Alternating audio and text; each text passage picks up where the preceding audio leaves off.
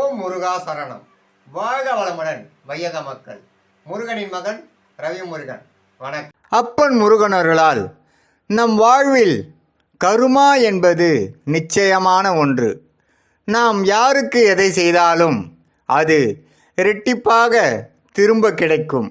அது நல்லதாக இருந்தாலும் சரி, தீமையாக இருந்தாலும் சரி. இப்பொழுது கர்மாவின் 9 விதிகளை பற்றி நாம் இப்பொழுது பார்க்கலாம். 1ஆம் விதி, இந்த பிரபஞ்சத்தில் நாம் எதை செய்தாலும் அது நமக்கே திரும்பி திரும்பி வரும். 2ஆம் விதி, வாழ்க்கையில் எதுவும் தானாக நடப்பதில்லை.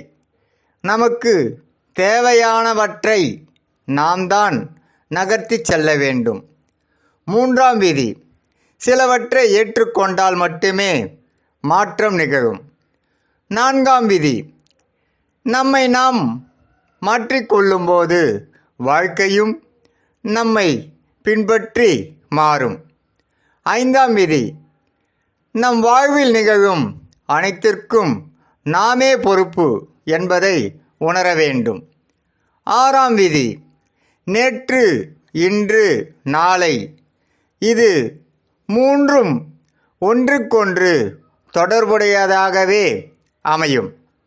7ஆம் விதி, ஒரே நேரத்தில் இரு விஷயங்களை சிந்திக்க முடியாது, சிந்திக்கவும் கூடாது.